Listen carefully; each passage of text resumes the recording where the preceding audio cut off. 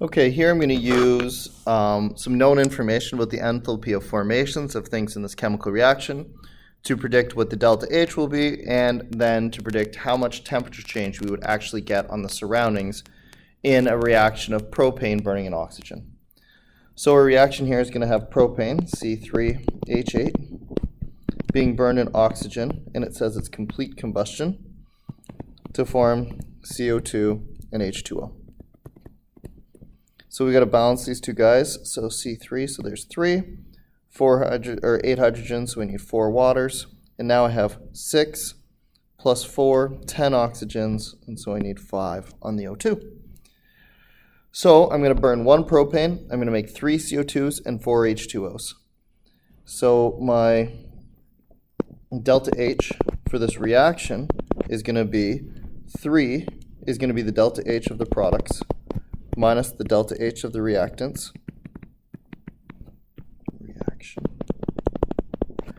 And so delta H of the products here is going to be 3 times the delta H of CO2 plus 4 times the delta H of H2O minus the delta H of propane plus the delta H of O2, which I put in here even though I don't need to because it's an element, and that's going to work out to be 0. So 3 times delta H of CO2, which works out to be, I'm just looking this off a chart, 390 something. What is it? 393.5 kilojoules per mole plus 4 times the water. Oh, I should have said typically in a combustion, the water will be coming out in vapor form, so I'll use water vapor here. 4 times negative 241.8 kilojoules per mole. And that's all going to be subtracted from propane, negative 104.7 kilojoules per mole, plus 5 times the oxygen, which works out to be 0 because oxygen is an element. All right, so this is all just calculator work here.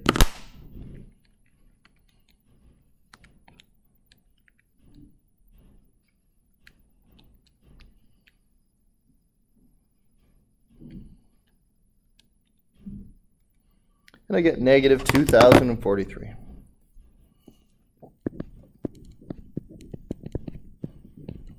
Kilojoules per mole. When I do all of that, just punching it all into a calculator. Don't forget your 2 negatives here are going to make a positive. I'm just going to do it one more time, make sure it's right.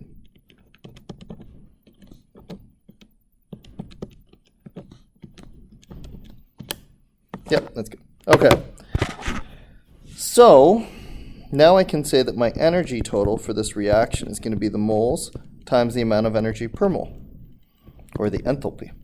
So moles, I have 5 grams of propane, so I'm going to have to figure out what that is in moles. The molar mass of propane is 3 times carbon plus 8 times hydrogen, so 3 times 12 for carbon and 8, so 36.44 grams per mole.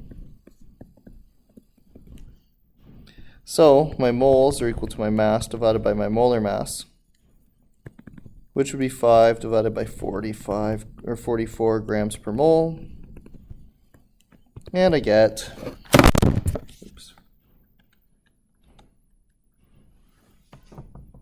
0.114 moles. So 0.114 moles times my delta H of negative 2043 kilojoules per mole is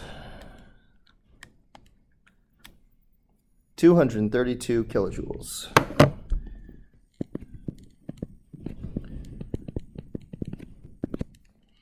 So that's how much energy the reactants are going to reduce through this reaction. So that's going to be available to the environment in this exothermic reaction to heat up the environment.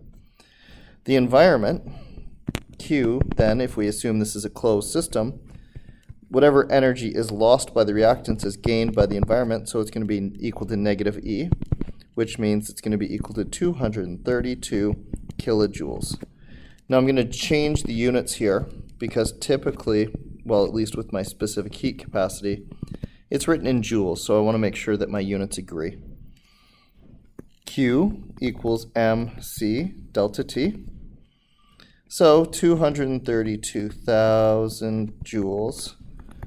The mass of my water, I think I said 2 liters, which is 2,000 milliliters, or 2,000 grams.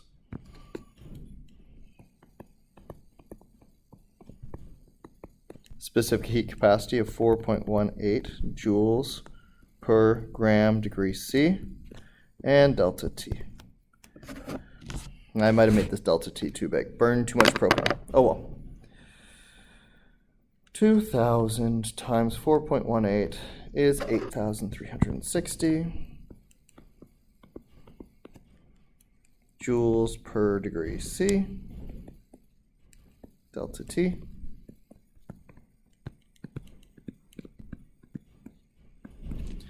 So 232,000 divided by that, oh, that's actually not that bad. Works out to a delta T of 27.8 degrees Celsius. So I can use calorimetry to look at a temperature change and work backwards to find out what the enthalpy of that reaction was. Or when I say enthalpy, I mean the change in energy of the chemical reactants. Or I can take a reaction with a known that's formed out of known chemicals where we know the heat of their formations. We can use that to find the heat of the reaction and then use that to predict a resulting temperature change in our water. So remember, this is a temperature change. So if your temperature had started at like 20 degrees, now it would be 47.8. So this isn't an absolute temperature, it's just the change in temperature. Assuming there's no state change occurring when that's happening, then this is a somewhat reliable prediction. Of course, keep in mind that we assumed right here that we were dealing with a perfectly closed system, which doesn't exist. So anyways, that's how much temperature change you're going to get if you burn about that much propane.